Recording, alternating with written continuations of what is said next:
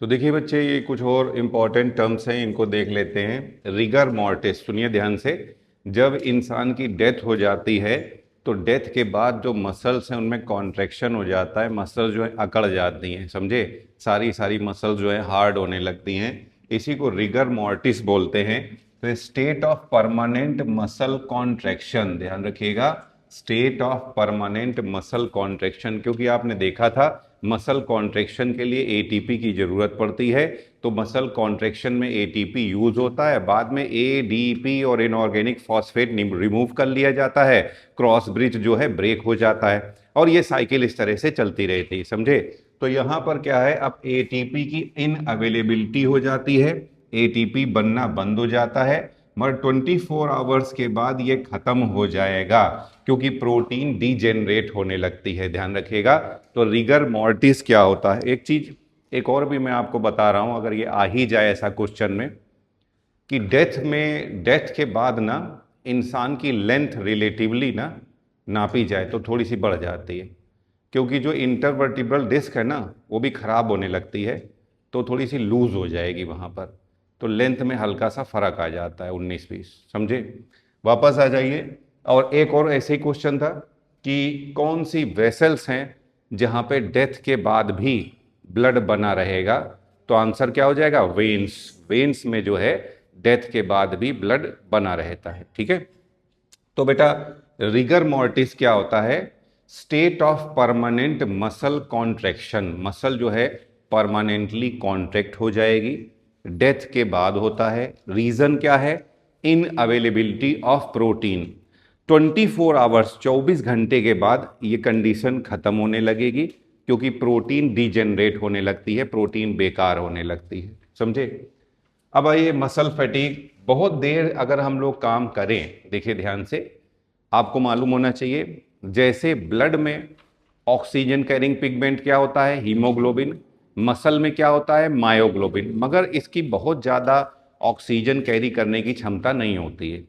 तो अगर हम लोग बहुत ज़्यादा देर तक मसल्स का यूज़ करते रहते हैं, हार्ड वर्क कर रहे हैं या रनिंग कर रहे हैं, समझे, या बहुत ज़्यादा 2-4 बार सीढ़ियाँ चढ़ रहे हैं हम लोग, कई सारी सीढ़ियाँ चढ़ जाएं, मान लो 5 मंजिल 6 मंजिल जो है, और इसके 2-3 राउंड लगा दें, तो क्या होता है कि मसल्स में पहले तो ऑक्सीजन होगी वो खत्म हो जाएगी पूरी पूरी, फिर उसका जो है लैक्टिक एसिड बन जाएगा, और लैक्टिक एसिड जो है जब बन जाएगा, क्वेश्चन पूछा जाता है कि इसके कारण थकावट होगी, लैक्टिक एसिड बनने के कारण। क्यों बनता है, formed as the result of anaerobic respiration in muscles which convert glycogen into lactic acid। ध्यान रखिएगा, मसल फूड होता है ग्लाइकोजन, तो बहुत ज़्यादा देर तक आप अगर हार्ड वर्क करते रहेंगे तो आपका क्या हो जाएगा, लैक्टिक एसिड बनने लगेगा, ग्लाइकोजन सीधे लैक्टिक एसिड में कन्वर्ट हो जाएगा, और इसी लैक्टिक एसिड के कारण जो है मसल फैटीग आता है।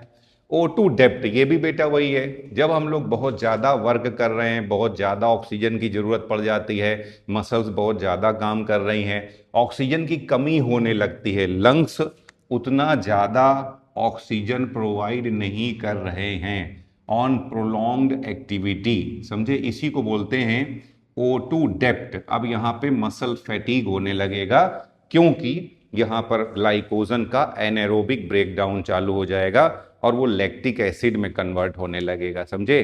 तो जब बहुत ज़्यादा देर तक कुछ हैवी वर्क कर रहे हैं तो जो लंग्स से मिलने वाली ऑक्सीजन है वो उतनी प्रॉपर नहीं होती है जितनी ज़रूरत होती है, ऑक्सीजन की कमी हो जाएगी, एनारोबिक रेस्पिरेशन होगा, ग्लाइकोजन लैक्टिक एसिड में कन्वर्ट हो जाएगा और थकावट आ जाएगी।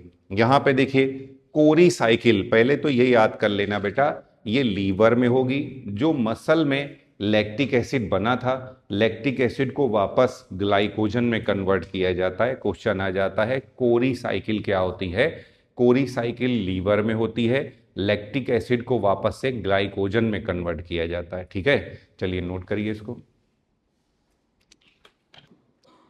तो देखिए बच्चों, इधर देखिए, बोल रहे हैं मसल्स, स्केलेटल मसल कितने तरीके की होती हैं, तो 2 तरीके की हैं, एक तो रेड मसल फाइबर और दूसरे वाइट मसल फाइबर। देखो बेटा, जो रेड मसल फाइबर होता है यहाँ पर मायोग्लोबिन इनमें ज़्यादा पाया जाता है, यहाँ पे मायोग्लोबिन कम पाया जाता है, इसलिए ये ज़्यादा देर तक O2 की सप्लाई होती रहेगी, यहाँ पे कम देर तक O2 की सप्लाई होगी। यहाँ पे माइटोकॉन्ड्रिया भी बेटा, रेड मसल फाइबर में माइटोकॉन्ड्रिया ज़्यादा अमाउंट में पाया जाता है, वाइट मसल फाइबर में माइटोकॉन्ड्रिया कम पाया जाता है। तो बेटा ये ज़्यादा देर तक वर्क करती रहेंगी विदाउट फैटीग, जबकि ये उतनी ज़्यादा देर तक वर्क नहीं कर पाएंगी क्योंकि इनमें ऑक्सीजन की सप्लाई कम है, माइटोकॉन्ड्रिया कम है, तो इसमें थोड़ी देर में ही एनारोबिक रेस्पिरेशन चालू हो जाएगा, लैक्टिक एसिड जल्दी बन जाएगा, मसल फैटीग जल्दी आ जाएगा, समझे। तो रेड मसल फाइबर जो है ये ज़्यादा देर तक वर्क के लिए बने हैं, ये कम देर तक वर्क के लिए बने हैं। यहाँ पर अब बेटा आपको मैंने बताया था जब मसल में कॉन्ट्रैक्शन होता है तो सार्कोप्लाज्मिक रेटिकुलम कैल्शियम रिलीज करती है, तभी मसल कॉन्ट्रैक्शन स्टार्ट होता है। तो यहाँ पे सार्कोप्लाज्मिक रेटिकुलम कम पाई जाती है, तो ये धीरे धीरे कम कैल्शियम रिलीज करेगी, धीमे धीमे रिलीज करेगी, तो इसमें कॉन्ट्रैक्शन भी धीमे धीमे होगा। ये जल्दी कैल्शियम रिलीज करेगी, यहाँ सार्कोप्लाज्मिक रेटिकुलम ज़्यादा पाया जाता है, जल्दी कैल्शियम रिलीज करेगी, जल्दी कॉन्ट्रैक्शन होगा, ठीक है। तो यहाँ पे फास्ट कॉन्ट्रैक्शन है और कम देर के लिए कॉन्ट्रैक्शन है, तब तो वाइट मसल फाइबर काम करेगा। जल्दी कॉन्ट्रैक्शन करना है, मतलब जल्दी कॉन्ट्रैक्शन करना है कम देर के लिए, तो वाइट मसल स्लो कॉन्ट्रैक्शन होगा मगर देर तक काम करेगा, देर तक इसमें वर्क होता रहेगा, तो यहां पर क्या आ जाएगा आपका रेड मसल फाइबर। तो देखिए एग्जांपल में जैसे बोल रहे हैं यहां पर कहां कहां पर रेड मसल फाइबर होगा, तो मसल्स बेटा पीठ की जो आपकी मसल्स होती हैं, बैक की जो मसल्स होती हैं,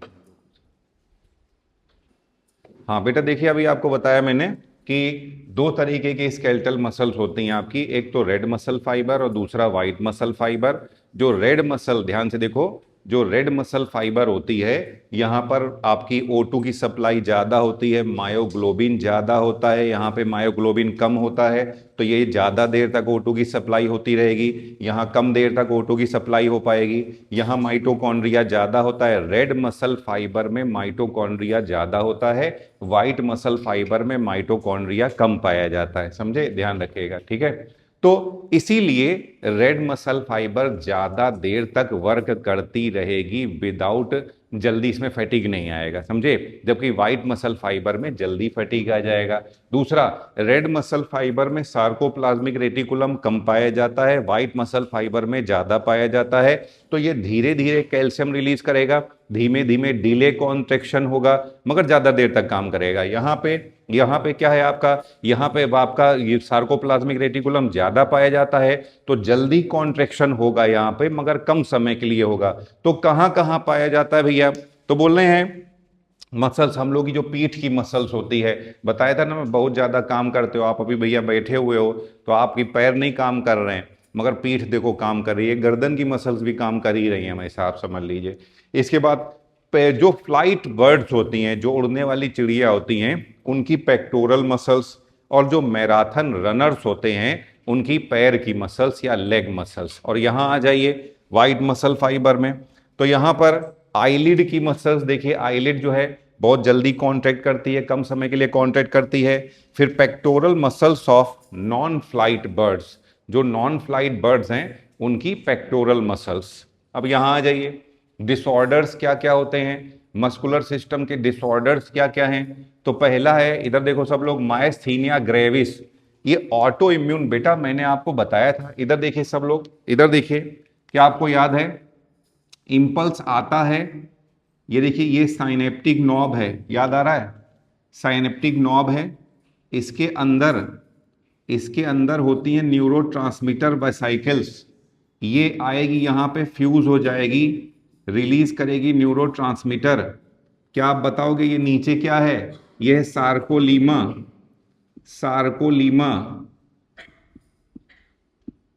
सार्कोलीमा बोलो बच्चों, बताया था मैंने, यहाँ पे रिसेप्टर्स पाए जाते हैं, यहाँ पे रिसेप्टर्स पाए जाते हैं, बता सकते हैं ये रिसेप्टर्स को हम लोग क्या कहते हैं, बोलो बेटा, न्यूरोट्रांसमीटर रिसेप्टर्स पाए जाते हैं, इन्हीं पे न्यूरोट्रांसमीटर आना है।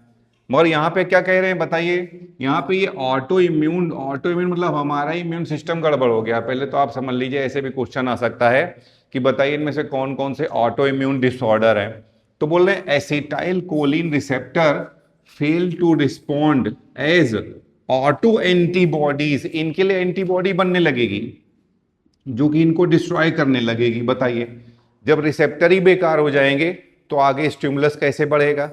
तो मसल्स आपकी काम नहीं करेगी, और मसल काम नहीं करेगी तो क्या होगा? पैरालिसिस हो जाएगा, या फिर जल्दी फैटीग आ जाएगा। समझे कि वो सिम्टम ऐसा सिम्टम दे रही है कि वो थक गई है, वो काम ही नहीं कर पा रही है। समझ में आ रहा ना आपके?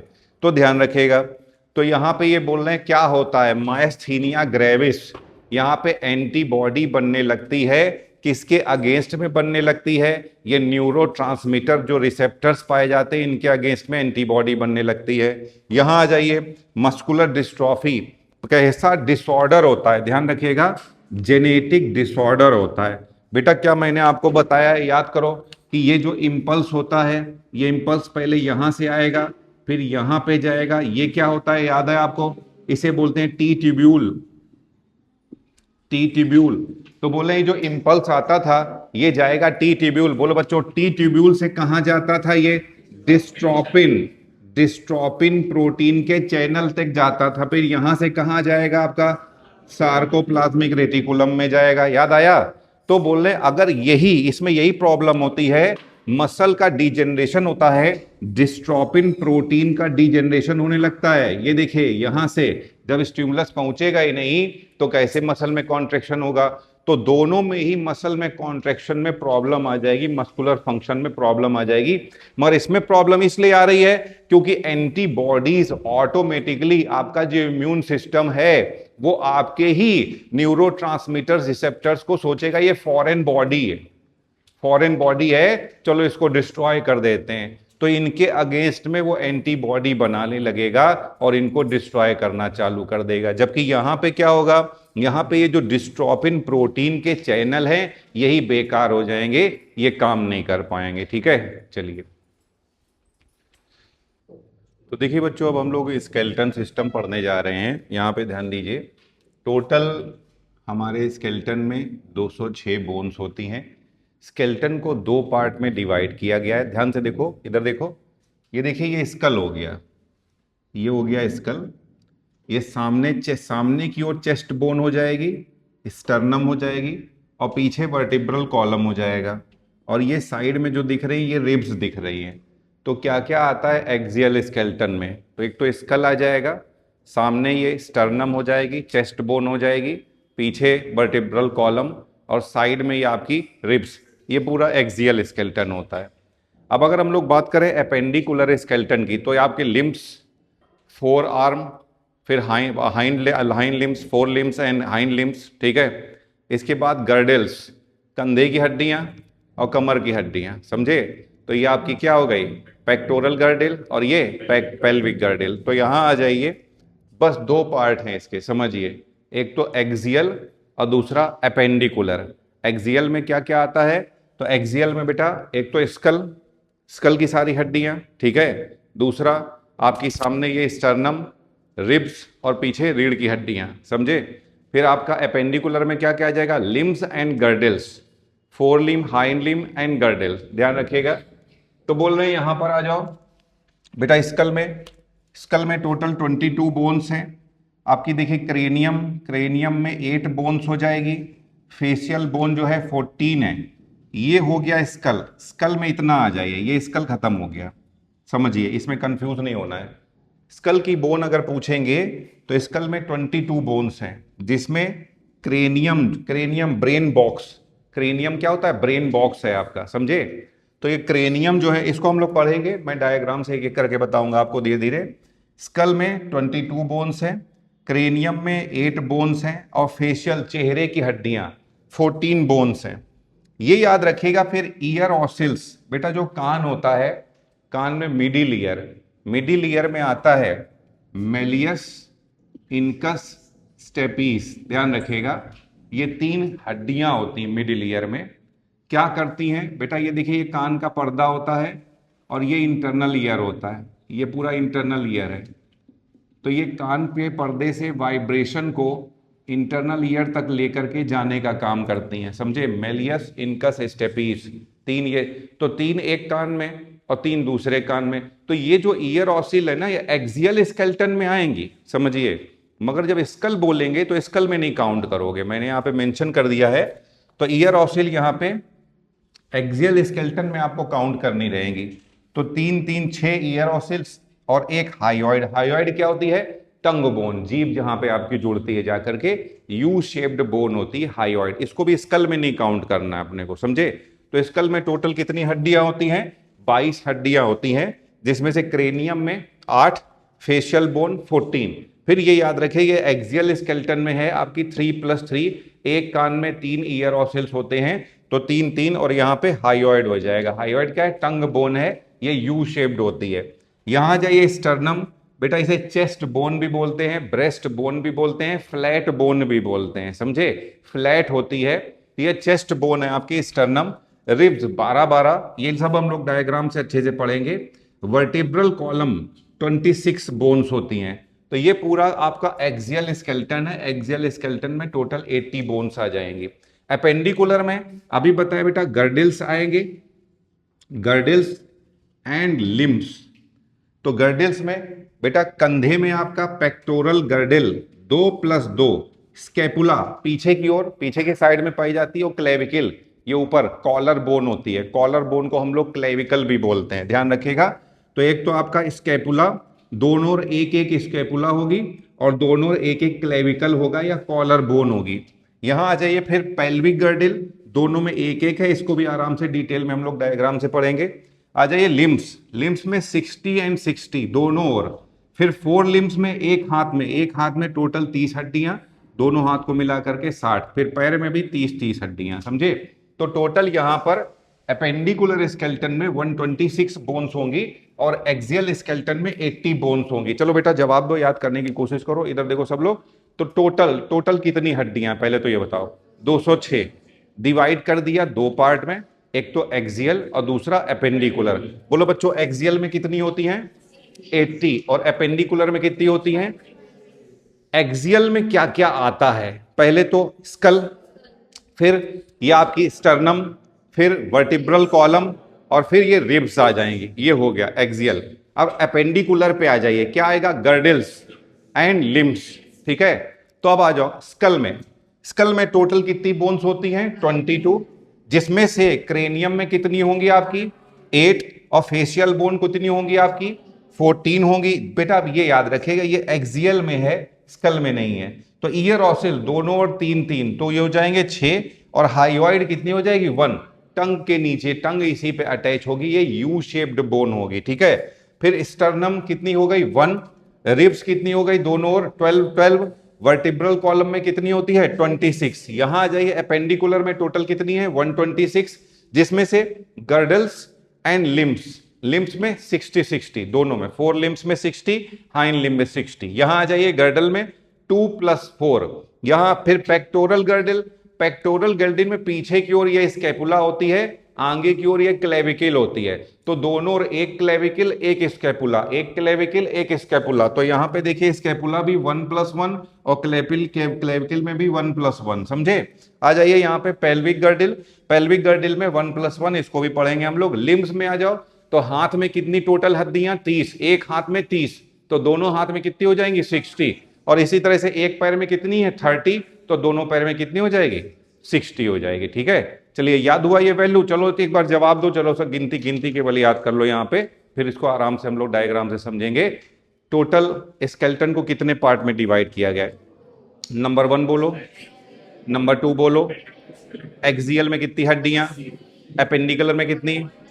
एक्सियल में क्या क्या आता है? स्कल, आगे, sternum, ribs and vertebrae. Skull में कितनी होती हैं? 22, ठीक है। 22 में से कितनी होंगी आपकी क्रेनियम में? फेस में अब बताया था एक्सियल में आता है, बट ये स्कल में नहीं आता है। ईयर ऑसिल्स में टोटल कितनी हो गई? 6, और एक क्या हो गई आपकी? हाइयोइड का शेप क्या होगा? यू शेप्ड होती है, इसे टंग बोन भी बोलते हैं, समझे। अब इसके बाद आ जाइए, तो ये हो गया स्कल। स्कल के बाद आ जाओ स्टर्नम। स्टर्नम कितनी हो जाएगी? एक हड्डी हो जाएगी। स्टर्नम के बाद बोलो बेटा, रिब्स में बोलो दोनों और 12-12। अब इसके बाद आ जाओ वर्टिब्रल कॉलम में कितनी हो जाएगी? 26 हो जाएगी। अब यहाँ पे आ जाओ बेटा, ये अपेंडिकुलर, अपेंडिकुलर में टोटल कितनी होती हैं? 126। 126 में एकदम एक गर्डिल्स और दूसरा लिम्स। गर्डिल्स में आ जाइए, गर्डिल्स में कितना हो जाएगा? 2 + 4। तो यहाँ पे आ जाइए pectoral girdle, pelvic girdle. Pectoral girdle में एक साइड में 2, पीछे की ओर स्कैपुला, आगे की ओर क्लेविकल, पीछे की ओर स्कैपुला, आगे की ओर क्लेविकल, तो ये हो गई 4। और इधर के पेल्विक गर्डिल में कितना हो जाएगा? 1 + 1। हाथ में बताए टोटल कितनी हड्डियां हैं? 30, तो दोनों को मिला करके 60। एक पैर में कितनी? 30, तो दोनों को मिला करके 60। ठीक है, चलिए।